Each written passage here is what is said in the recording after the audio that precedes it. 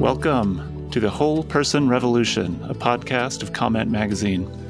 I'm Jeff Reimer, an editor for Comment, and I'm sitting in today for Ann Snyder. Our guest today is Kevin Gary. Kevin is a professor at Valparaiso University, where he teaches theology, education, and in the Christ College honors program. His book, Why Boredom Matters, Education, Leisure, and the Quest for a Meaningful Life was published by Cambridge University Press in 2022. Hi, Kevin. Hi, Jeff. Thanks for being with us. Kevin also wrote an essay for us on Comment's website called To the Bored, All Things Are Boring. So we're going to talk about boredom today, and it should be an exciting time. I want to start out with a quotation I just read from Cormac McCarthy's new novel, The Passenger. One character observes, "Real trouble doesn't begin in a society until boredom has become its most general feature. Boredom will drive even quiet-minded people down paths they've never imagined. People are bored out of their minds, and there may even be something contagious about it. Certainly there are mornings when I wake and see a grayness to the world I think was not in evidence before. The horrors of the past lose their edge, and in the doing, they blind us to a world careening toward a darkness beyond the bitterest speculation." Now that's vintage McCarthy. It's grim and spare and apocalyptic. But does that get a little bit at what you're thinking about with your book and this essay? That's a tough act to follow, Jeff. Thanks for leading off with this profoundly insightful quote from McCarthy. I've heard of his books. Yeah, I mean, that sounds like Pascal's, famous quote, "The root of all evil is a person's inability to sit still in a room." And so definitely, getting at that and not so much looking at the kind of the horrors that can emerge from boredom, but just kind of the subtler infractions, the half listening, just the idling of time. Walker Percy described our modern culture, this was in the 80s, as a sophisticated boredom avoidance scheme. And that scheme is far more complex now. And it's not so much the problem of boredom, but the problem of boredom avoidance and just not even being aware to the extent that is something that many of us partake of every day. Mm-hmm. Okay, well, let's start with the essay. So how is the essay related to the book that you've written?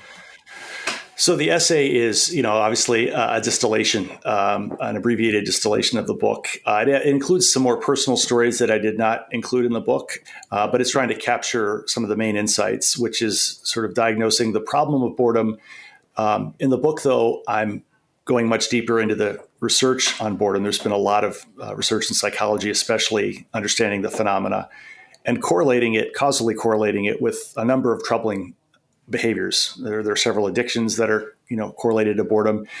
And my interest in education is it also is a problem for school and classrooms where there's boredom avoidance. And when students are bored, there's just a number of things that arise. They lose attention. They tend to act out more.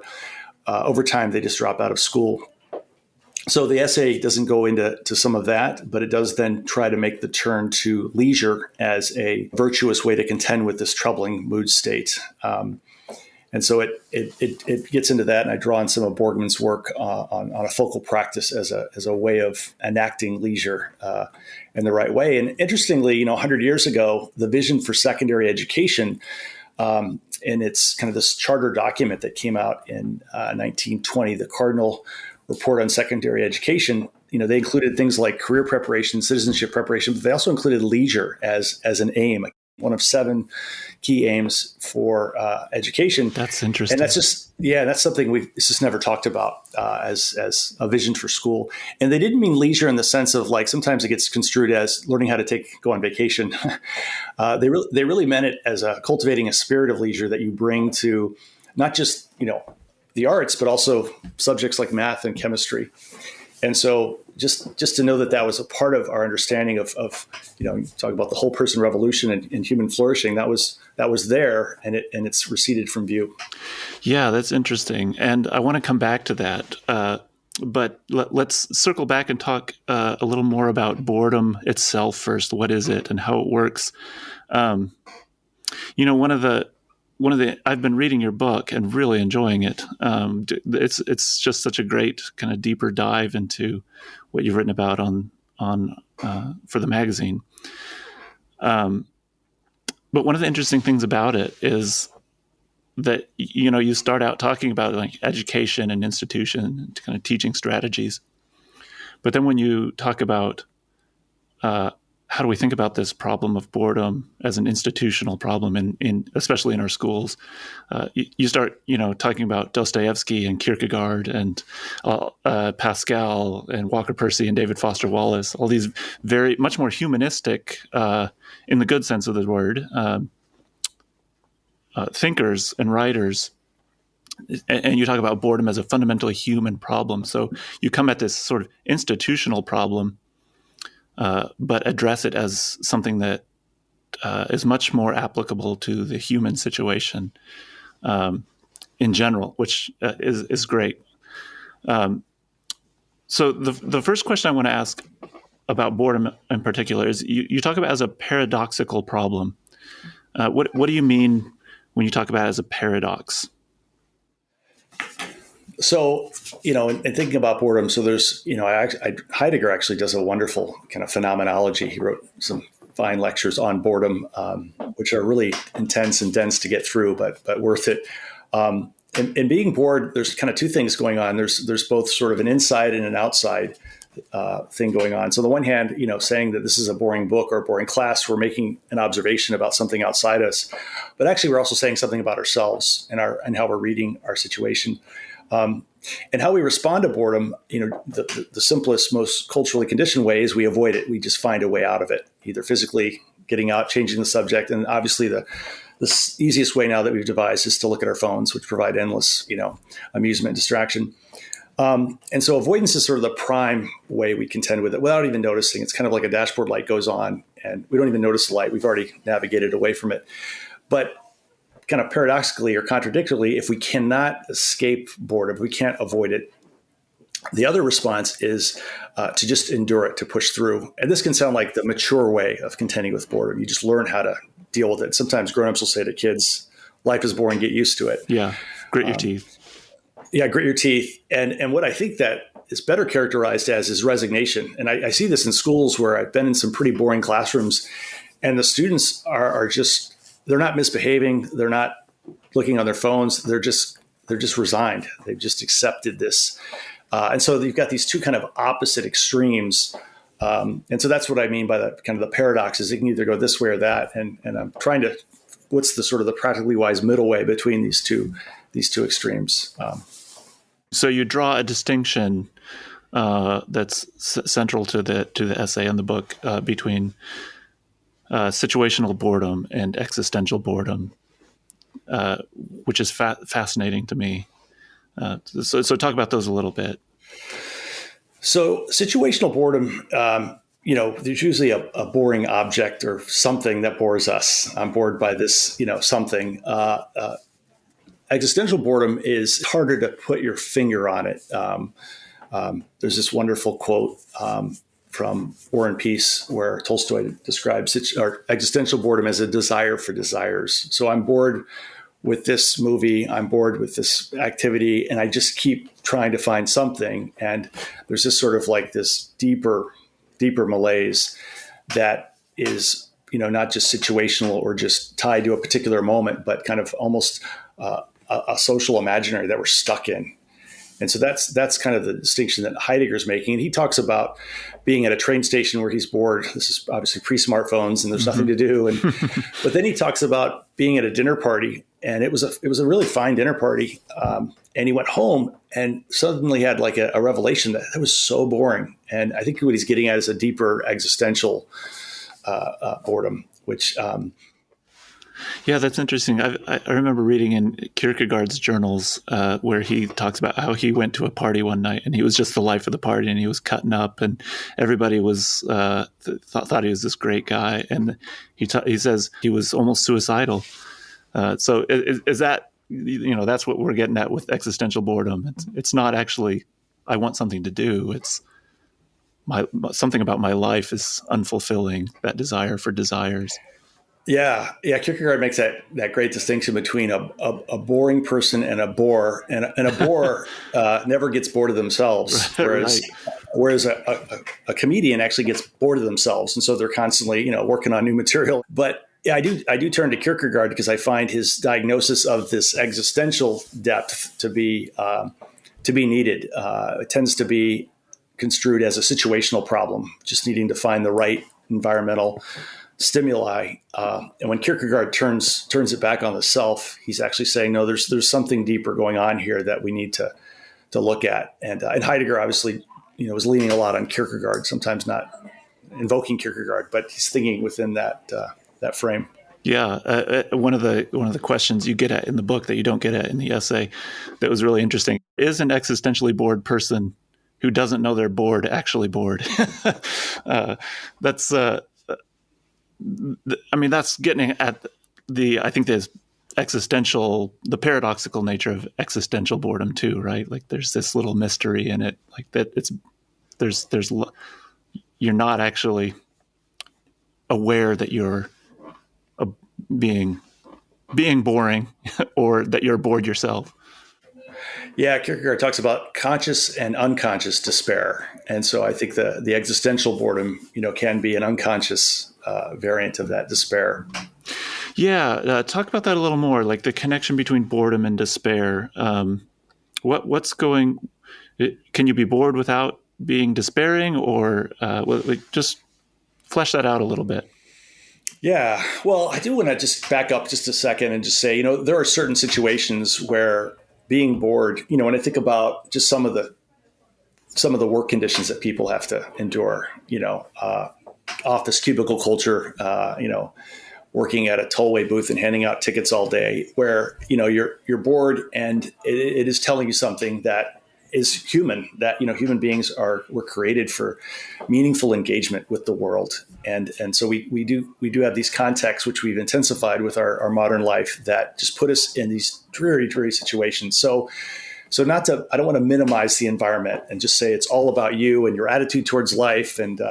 But I do think there is more going on inside that we need to look at. And so with Kierkegaard, he has In Sickness Unto Death, this incredibly dense, complex definition of what a human being is. He says a human being is a composite of possibility and necessity, and they need to be in this delicate relationship. So to be a human being, to be a self, we're constantly negotiating necessity and possibility.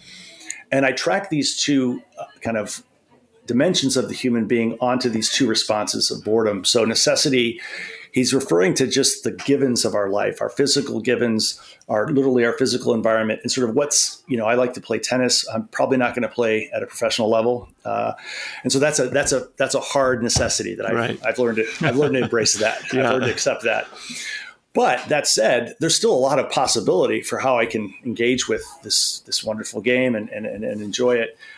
So necessity is just that. It's just those hard givens. What happens, though, with the despair of necessity is we tend to let our necessities overwhelm possibility, that I am completely and wholly determined by necessity.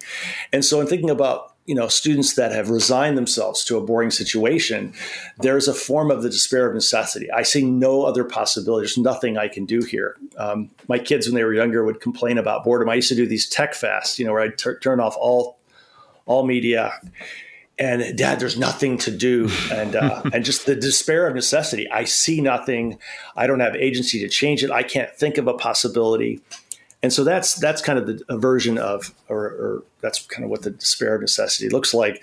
On the other side, then, possibility is just that. It's what you could imagine, for your life in your situation, given your necessities.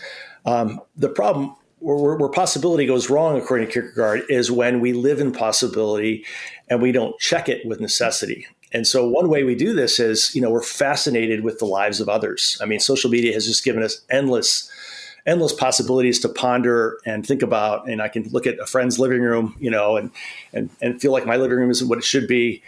And so the despair of possibility is going down these rabbit hole possibilities without without taking up a possibility that could be actualized for you in your life. And so these are the kind of the two extremes, and I think they map on. I think they map onto our response to boredom. And I'm trying to, what does this middle synthesis look like that Kierkegaard's talking about? And the claim I'm making for it is this cultivation of leisure, which we can get into in a bit. But that's how I think about it. Yeah. When you talk about the desire for desires, that can be deadened, right? Like that desire for desires can actually go away. Is that partly what you mean by despair as well? Yeah, there's that great essay. Actually, it was a sermon, "The Weight of Glory," where C.S. Lewis is talking about, our desires, he said, actually are, we think of them as these raging things. Like, actually, they're really petty and quite small. And we've kind of flattened them out and narrowed them out. And in avoiding boredom, we're kind of, we're settling for much, much less, rather than sort of following or carefully thinking about the trajectory of our deepest desire and where that might lead us. And so in avoiding existential boredom, Kierkegaard talks about the ascete just stays on the surface, and it's just trying to really create a life of amusement and distraction.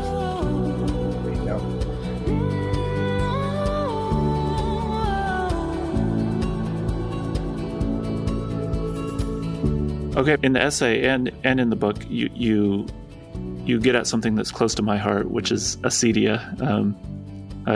I've written some about Asidia, and I've thought long about it, and I've suffered under it, I think, quite a bit. So I always tell people I'm so interested in this problem because I'm an interested party. And when I was editing your essay, I tried to distinguish a little bit. I tried to pull apart boredom and Asidia as kind of two separate phenomena because I thought you were linking them too closely. But as I read your book afterward, I noticed that actually I had you going the wrong way. I was thinking you were equating Asidia with the modern phenomenon of boredom as a sort of an existential thing, but actually you're making a sort of reverse case that boredom is morally and spiritually fraught. And that's what Asidia is telling us. So it's not that Asidia is this flattened out thing. It's actually that boredom is the flattened out form of Asidia. Is that right? Do you think so? Yeah, I think that is right. I appreciated your feedback in the essay because they're not equal. I mean, when you look at kind of the history of this concept, there's a tendency, especially in literary theory, to historicize it. Like this is a uniquely modern thing. And yet, when you read accounts of boredom, with these studies in psychology, and you read of Agrius, and you're reading it just as a symptom, just the phenomenon of what does it look like, the parallels are just so striking. Yeah, you can't deny the overlap for sure. Right. And so, even like tracing it back to, Ecclesiastes and sort of this weariness with life. One author was saying, well, this author was just being predictive of some future time. I'm like, no, I think he's actually being diagnostic of human beings and our tendencies. So on the one hand, they're not equal, but you're right. I think of Asidia as Asidia or Acadia. It gets pronounced sometimes different ways. I think of it as really a richer, fuller attempt to understand what is going on, and we have kind of a tendency to be a bit reductive. But boredom is a hybrid term. So in was it like 17th century, 16th century, with the Renaissance, the word melancholy was an attempt to kind of have almost a biological understanding. This notion of melancholy, this black bile that was in our physical system that we could diagnose, and once we figured that out, we could cure it. And obviously, that science is not there. And so instead of melancholy, this sort of reductive scientific framing of it, boredom is trying to be a bit vaguer between, Asidia wants to place it within a spiritual context. To the extent that we're given to Asidia, to that extent, we are falling away from God, and we're not beholding creation and experiencing it in all its grandeur. And so boredom is this middle category, but you're right. I'm pointing away from boredom back to these other ways of understanding it. So would you say when boredom becomes a habit, mm-hmm. that you're approaching something like Asidia? I love your use of the word habit, because I think that boredom needs to be framed or reimagined within the context of virtue ethics. And I think these two responses, Aristotle said, look, these are several mood states we need to contend with, but there are several other virtues that I'm not going to get into here. And he doesn't really get into boredom directly. And, the habit of how we respond to boring circumstances becomes habituated over time. And I think boredom avoidance is maybe the great vice of the 21st century. But it's hidden. It flies under the radar. So when you think about, our relationship with anger or fear, and we need to push back against fear so we can develop the virtue of courage. With boredom, we don't even notice that we're contending with this mood state. We're just so quickly maneuvering. I mean, I open up a tab on my computer, and if it hesitates for 2 seconds, I'm already going to open up another tab because I can't wait. I just can't wait for that. And so it's just this automated habituation process of a boredom avoidance that we don't even think about, that's just completely pervasive. And I just find myself, I'm a middle-aged person and I grew up pre-internet, but this stuff is so incredibly addictive and draws us into this kind of boredom avoidance scheme. Cultivating habituation so that we respond to boredom in a rightly ordered way is a habituation that we need to identify and cultivate and develop. Great. Okay, so let's talk about solutions to boredom then. What about, you go to focal practices, the philosopher Albert Borgman, who's been at the University of Montana for pretty much his entire career. He's probably retired now or close to it. But yeah, so talk about more about focal practices. Well, I want to segue it in with the title of the essay, which you actually helped me. I love the title, "To the Bored, All Things Are Boring." And I think the antidote to boredom is attention. And to the bored mind, that sounds really boring. Yeah, right. And focal practices, as Borgman illuminates them, just sound so mundane and so cliched. And the bored mind is conditioned to look for novelty and to be stimulated in new and interesting ways. And we lose sight of the gift of a focal practice. And he cites very simple things, cooking, reading a book, going for a walk, and entering into that in a way that moves beyond sort of a checklist. I've got all these things I have to do in my day, and so I'm just going to push through it. And what happens is, if we give ourselves over to the focal practice, we actually are experiencing it and beholding it, and can begin to partake of a different kind of mindset. The bored mind is restless. It's constantly on the lookout for something new. And focal practices, really compel us. They even, in some cases, provide guide rails if we have a walking partner to kind of keep us on one thing for a sustained period of time. And so it's very simple, but he's really talking about focusing our minds and our attention on one thing so that we can begin to discover the intrinsic value of that thing that we're doing. And we do many things without appreciating just the intrinsic value of what we're doing. I mentioned playing the game of tennis, and tennis can be about winning, but it's also just about enjoying just this amazing game and the beauty of the game. And going for a walk can be that, or it can be, I need to get some cardio in and get it done. And so that's the kind of the way I'm trying to tackle boredom. Yeah, and the one thing I was fascinated to learn is that the word focus comes from the word hearth in Latin. Yeah, that's from Borgman. The sort of the center of the home being the hearth. Before TVs, we had fireplaces, and we've perhaps experienced being on a camping trip and how we're drawn to the fire. Yeah, that's the focus. That's the hearth. That's right? the focus. Oh. Yeah, and you begin to attend in a whole different way.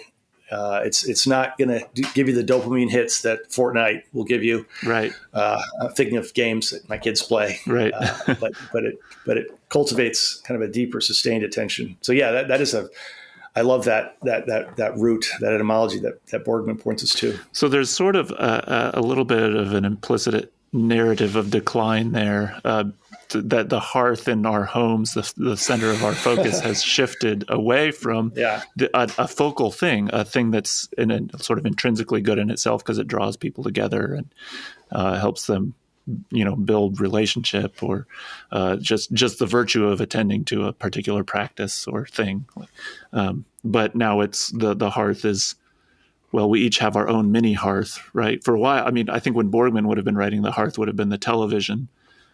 But now we have multiple hearths that we're all looking at in our own little bubble. Yeah, and I don't know if I'd even call them hearths. I think they're just something Right. Yeah. altogether. It's not Yeah, actually yeah, fair to hearths to do that. yeah, yeah, yeah. The narrative of decline, I resist that in the book.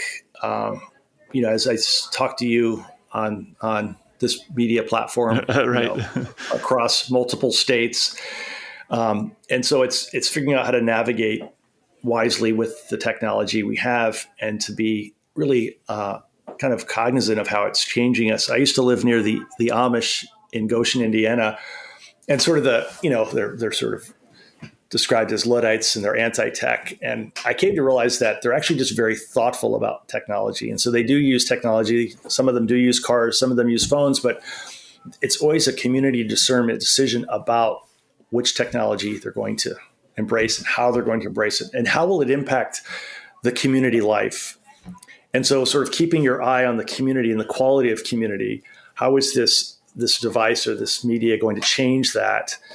I think is a much more constructive way to come at it, rather than sort of a rant against smartphones and social media. But how are we protecting the hearth, so to speak, or how are we losing it? Yeah, that's great. The easy way out is to be defeatist and, kind of get clicks with your anti this or that. Any kind of considered, thoughtful thinking through technology and its implications tends to be seen as Luddite. But right. But yeah, that sort of middle way of like, let's actually attend to these things that we're inviting into our home and think about them critically. Yeah. And use them as tools. Yeah. And the other extreme is we don't think about them critically. They show up, right. Overnight. There's something my kids are now using. I remember just a few years ago when TikTok hit the scene, I'm like, oh, what's this? Oh, it's just another that. No, actually, that's something a bit different than that. And there's a whole nother way of engaging and seeing with that. Yeah. So. And you might be getting wrapped up in a geopolitical skirmish between the Chinese and the United States. That's a whole different conversation. Yeah. Right. Yeah. Okay, let's go back to leisure. Tell us again what leisure is, because that's a counterintuitive definition. As you said, we think about leisure as like, taking a nap or going on vacation, which are great things, but that's not quite what we're talking about. Yeah, to kind of point to what leisure is not, I couldn't resist, turning to David Foster Wallace's essay on going on a cruise. And it is a wonderful essay. And what's fascinating is sort of what's the kind of the telos or purpose of that. And what he discovers is the telos of contemporary leisure is to be anesthetized, to just be completely kind of numbed out, so that you don't have to do anything. You're just just sitting there. And I think of it as sort of like the phenomenon of vegging out. I just want to veg out. And so not thinking of that as the kind of leisure, but turning to actually a wonderful book on leisure by Joseph Pieper, Leisure, the Basis of Culture, which I remember for college, that was one of the essay questions you could write on that book. And I was 18. I'm like, what is this? Yeah. But it's a book that just continues to endure. And so he gets at sort of what is this experience of leisure. And he talks about the epistemology of knowing and how do we know. And he actually is critical of Kant. He says, Kant made knowing just this active, aggressive thing where we have to, kind of clench our fists and figure things out. And he said, that's one form of knowing, which, drawing from Aquinas, he said, that's ratio, where we actually are kind of setting up a plan to tackle and do something. But he said there's another kind of knowing, which is called intellectus, which is the beholding of something. And it's a receptive posture. It's just a receiving. It's just seeing something that's beautiful, that you marvel at, that you wonder over. And giving yourself the space to do that is what Pieper means and what I mean by leisure. And that's, again, coming back to this notion of there's just something intrinsically valuable and beautiful here that I should partake of and be open to. And it's a receptive posture so that it's not the same. You can't sort of clench your fists and just go out and grab it. You actually have to kind of cultivate a different way of being in the world, which is, I think, a leisurely way of engaging in the world. That's so. On one hand, leisure is receptive, which is probably how we got the notion of just vegging out as leisure. But on the other hand, and this was when I first read Pieper, it took me a long time to get my head around that. In another way, leisure can be very active. Like you can be doing a very active thing and it's leisure. And I think that's where we get into, the focal practices and what Borgman is talking about. Yeah. Yeah, that's the delicate balance. It's like it takes work not to work. Yeah. Because when we go on vacation, it's so easy to get drawn back into work or social media or just all these other things. And to be at leisure, there is an active kind of preparing yourself for that. And, if Pieper's talking about the Sabbath, the commandment to keep the day holy for Sabbath. And it's not easy to do that. And it's not until we actually begin to do that and enter into that we can then appreciate the gift that is there to be received. Looking from the outside in, I can't help but use the story of the Karate Kid, the first movie, where he's wondering why he's doing all these things and he's an apprentice and he really can't understand. And so in thinking about the cultivation of leisure and passing that on to my children, you can't really explain it to them. You can't explicate, this is why you should go for a walk in the woods. Let me give you a list of 5 things. It has to be experienced over time through a certain way of entering into it. And so that's kind of disposing ourselves to be a more contemplative kind of person in the world.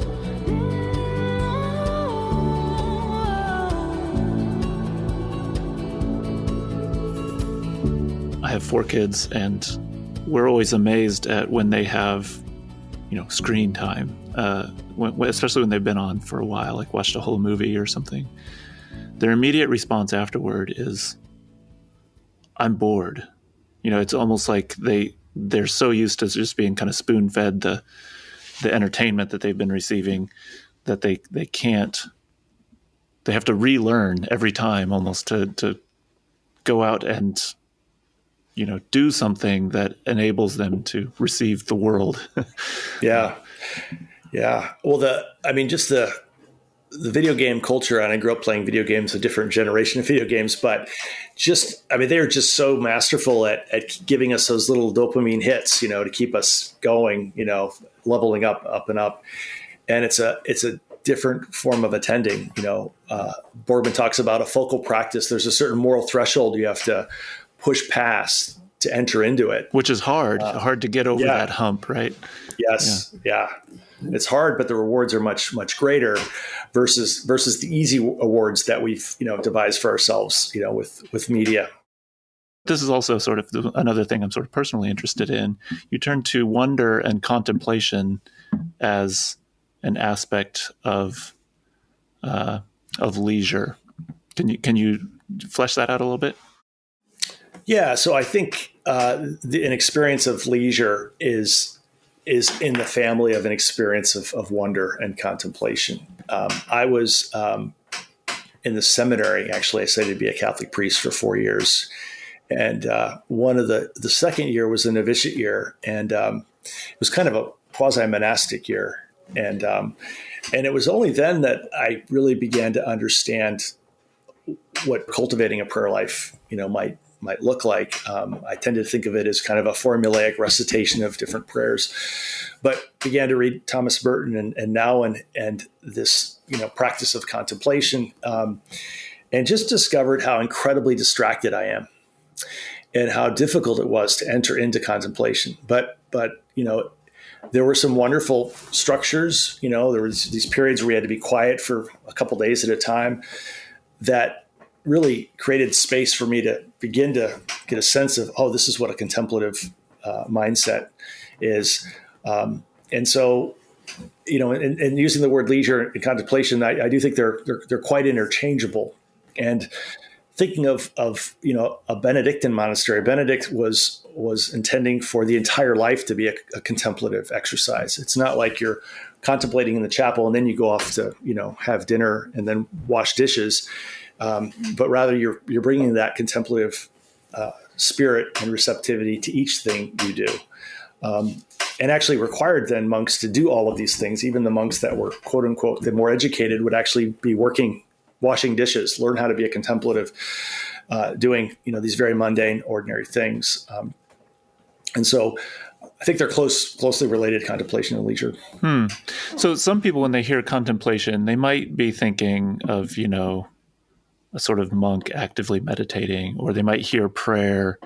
I mean, contemplation can be that, but it doesn't need to be you actively praying, right? Or is there a distinction there?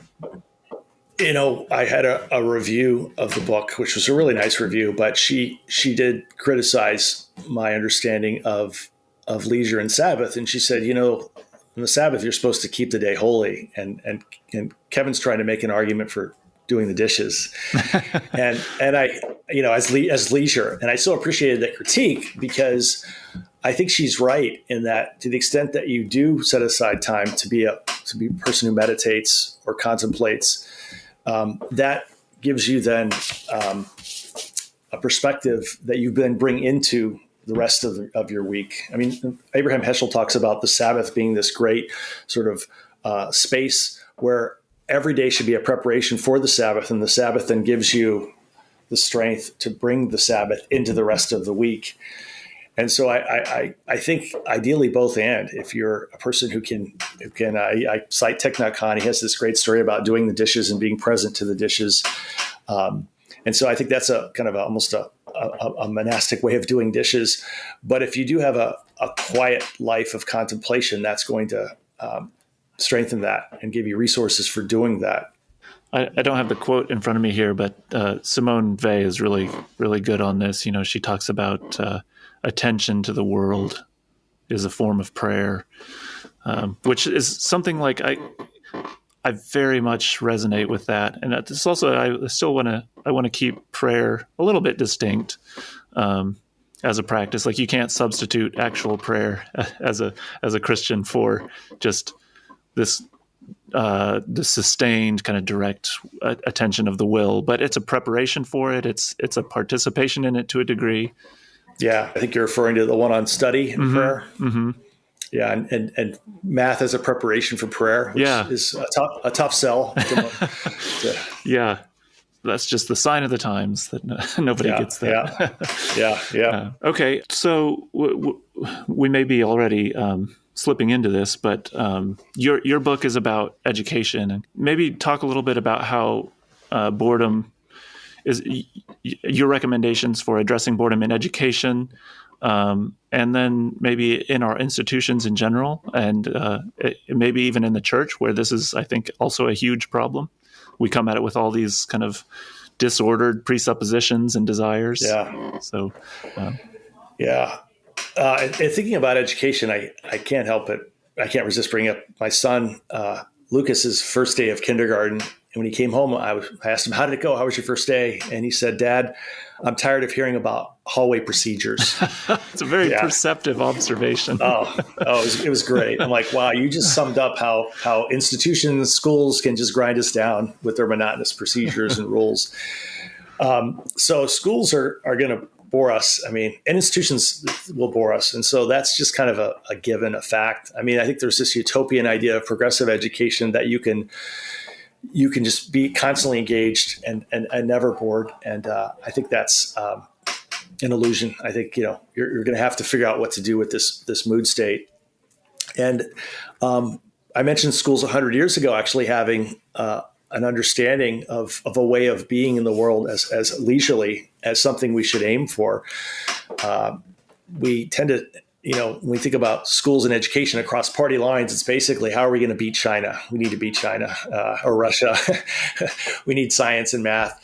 But this idea of cultivating, this human flourishing is just not part of the national discourse in education. And so when you look at the outcomes, going back to this distinction between two ways of knowing, the outcomes tend to be very active. I'm going to critique this, summarize this. And so verbs like wonder and appreciate and contemplate are just not part of the lexicon in education. So I think thinking about the language, what are we putting the young minds to task to do, and how to engage with the learning that they're doing, I think is a way that this can inform education.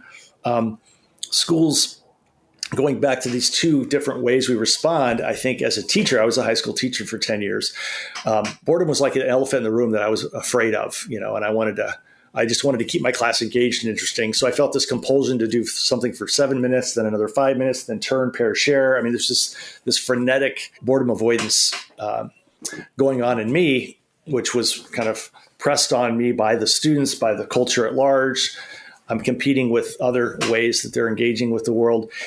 And so rather than engaging this directly and even naming it, we tend to unwittingly fall into this boredom avoidance way of teaching.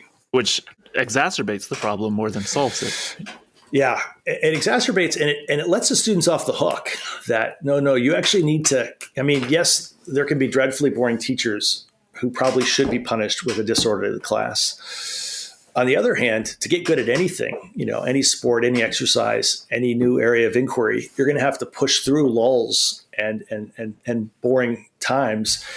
And that's just the high moral threshold that will then enable you to get to the really, really good stuff. So I think being much more explicit about this mood state as something that, if we're going to flourish as human beings, we need to get a handle on this and figure out what to do.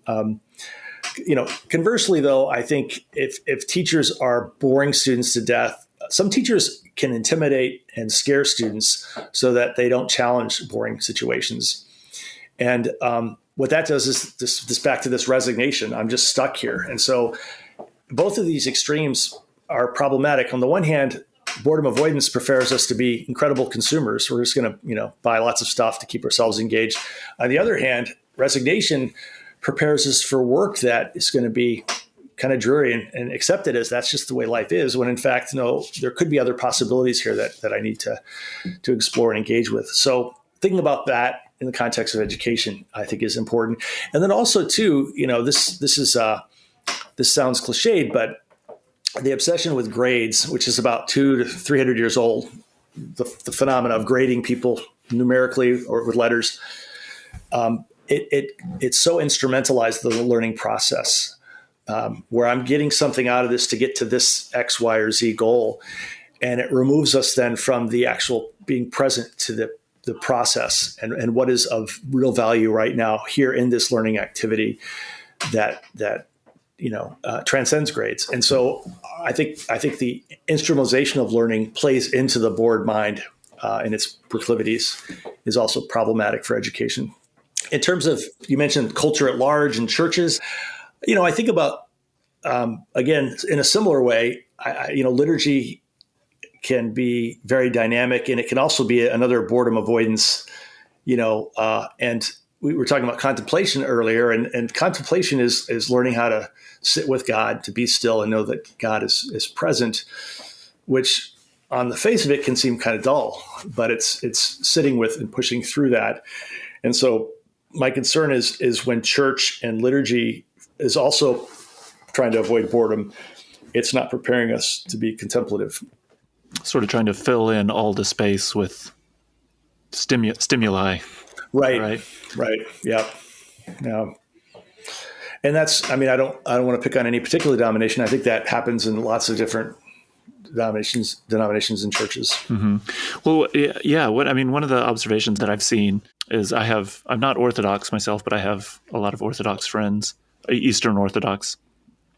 And when I go to their liturgy, they have, the priest saying the prayers, and they say that, they have a very almost droning way of saying the prayers. And, they'll in certain services will have, the priest will say, and the congregation will often say it along with them, just, Lord have mercy, Lord have mercy, Lord have mercy, Lord have mercy. And they have to say it like 36 times in a row. And they're saying it really fast and in this droning way, which I think to an uninitiated, Protestant evangelical, that'll look like empty ritualism. But I think when you're entering into that as a sort of contemplative practice, there's that kind of creates a space for contemplation that you can kind of stand up within and inhabit. Yeah, I think of that in the context of I go to a Catholic church, and the times when I feel or experience boredom is during the sermon or the homily. I think because my expectations are at play there. Well, sometimes I'm let down, and so I'm getting bored with the. Whereas the other parts, the preparation of the gifts and the prayers, I kind of know what that is. It's the standard form that happens everywhere all the time, and I'm able to just kind of enter into that, or just I think it's almost the beginnings of a contemplative practice. I can also just let my mind daydream and wander away. Well, that recalls to me a part in your book where you talk about Heidegger's solution to existential boredom is authenticity, and the authentic self is somebody who has cast off the sort of strictures of tradition and expectations and only acts according to what's within them, their true authentic self within. And this is just pervasive. This is the way we default think about our things, ourselves and our experiences. But kids, and this is my connection here is with you, like the more engaging parts of the liturgy are the more predictable parts, and I think of like our kids at Christmas time. I think James K.A. Smith says something about this in his book, You Are What You Love. If you do it once, your kids expect it as a tradition for the next year, right?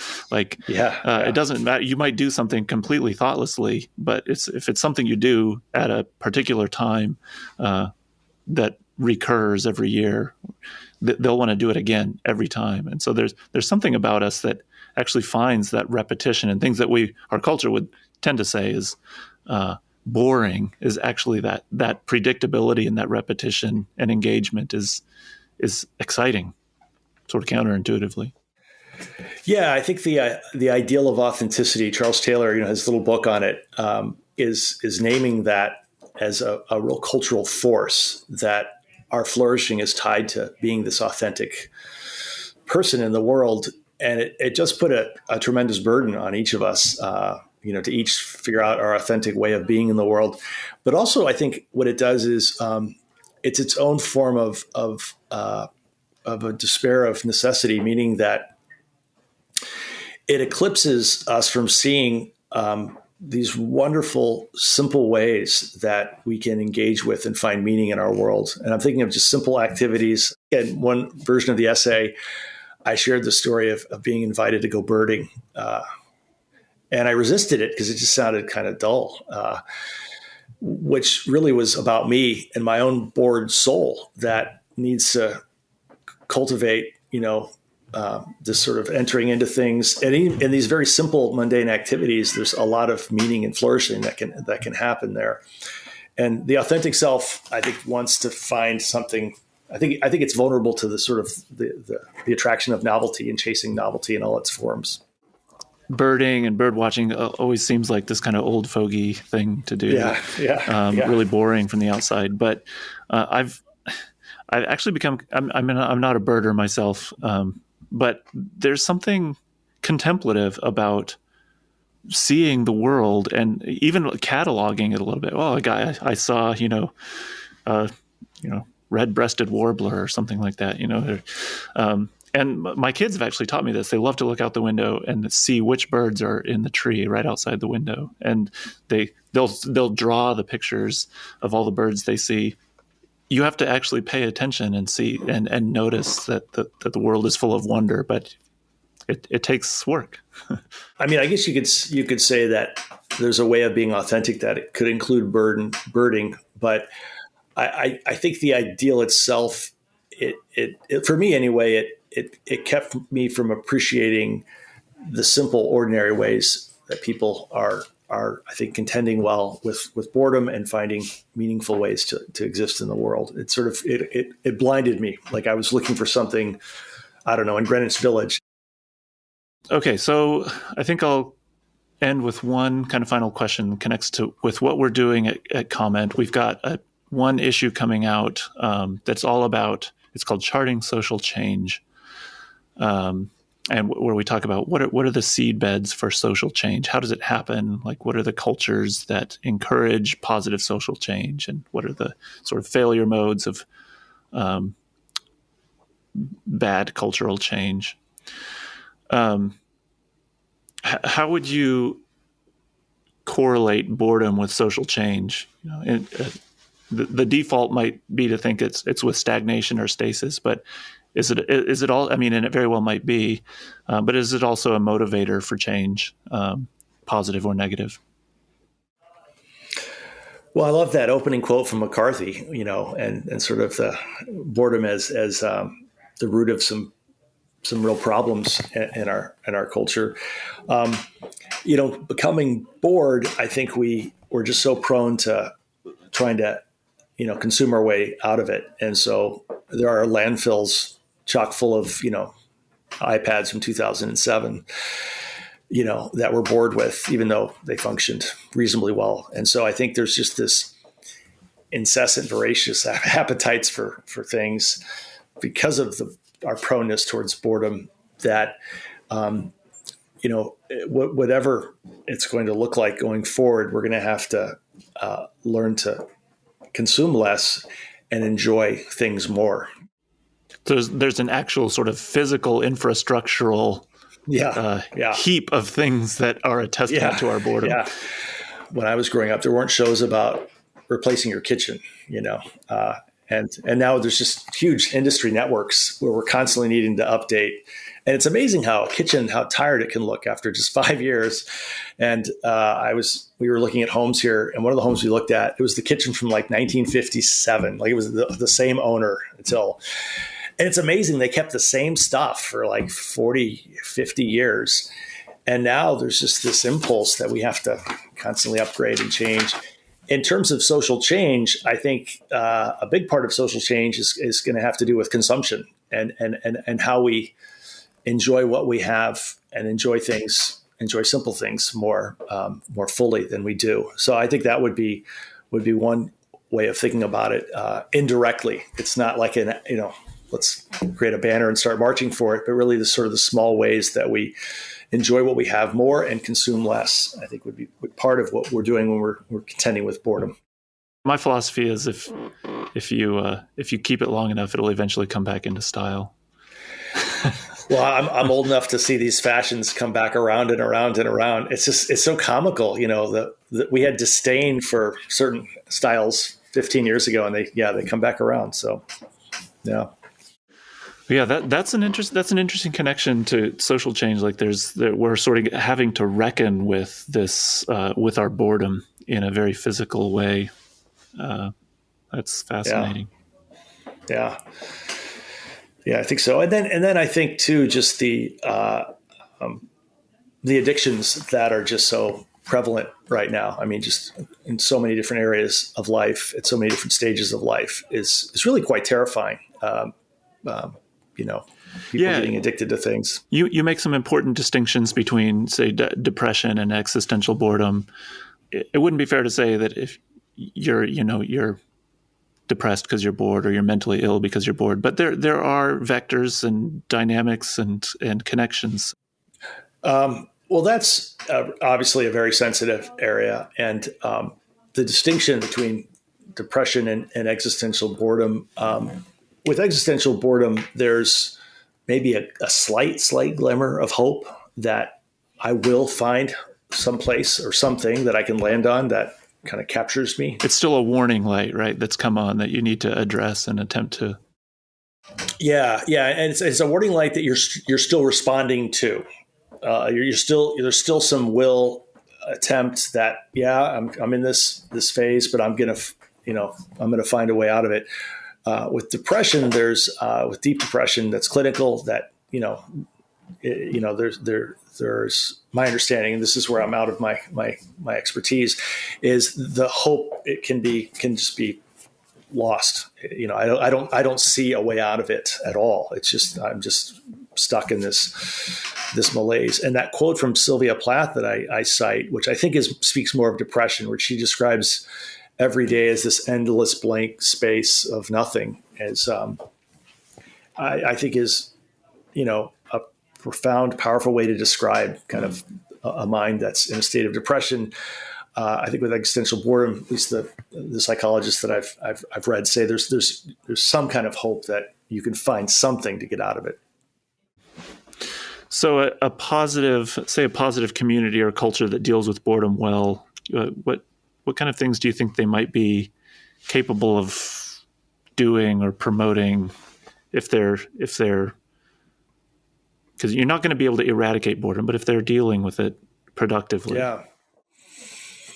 I think they're going to be a community that is capable of wonder in a much more kind of ordinary, sustained way, and related to that, capable of gratitude, of experiencing and recognizing all the things that we should be grateful for. So those would be, I think, two things that stand out. The bored mind, at least my own experience with the bored mind, and is that it tends to be judgmental. It tends to make snap assessments of things. It tends to then get irritated and angry. And so I think it would be a more joyful community, and a community that's capable of wonder and gratitude. Thinking about the fruits of the Spirit, our propensity for boredom can undermine kind of the fruits of the Spirit of joy, hope, wonder, and I would say love. So those are kind of, again, I'm feeling like I'm getting a little too cliched and generic, but I think that that's why it's an important thing that we need to engage with and talk about, because it going back to Asidia, Weger has talked about Asidia as being kind of like the root of all these other sins that kind of stream out of it, anger, lust, and the modern research on boredom actually maps onto that, with boredom being linked to all kinds of different kinds of problematic addictions and vices. Yeah. So a virtuous person or a virtuous community will probably look boring from the outside, because it's not doing any of these scandalous, exciting things. It's not going to be very newsworthy. It's going to fly under the radar. Yeah, and it's going to call us to see and behold in a different way. And occasionally we meet people like that draw us into seeing things that were there, but we just didn't see them, and we needed someone to kind of bring that to our attention. So. That's great. Well, I think we'll end there. Thanks so much for your time. Thanks, Jeff. And we'll go out into the world, and we will respond well to our inevitably boring lives. Thanks so much. Great to talk with you, Jeff. Appreciate it.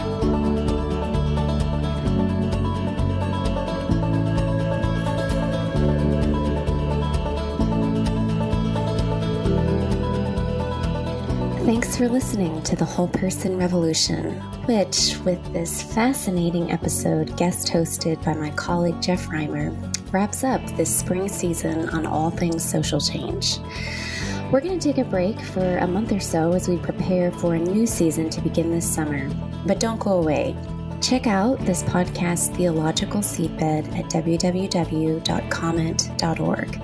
where you'll find imagination for a thriving society animated by the Christian humanist tradition, including regular writing by cultural luminaries and pioneering practitioners, the Welcome Table hosted by Greg Thompson, Zealots at the Gate, a feisty podcast about religion and democracy featuring Shadi Hamid and Matthew Koenig, and more. And consider getting involved. You can write, you can read, you can host a comment supper in your neighborhood, or participate in a conversation with your fellow readers and an author. We want to equip you to be an agent of renewal in our time, and we need to learn from you.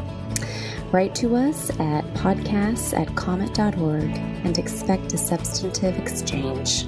We are honored to have you within our orbit and to pilgrim together toward wholeness in a world splintering against it.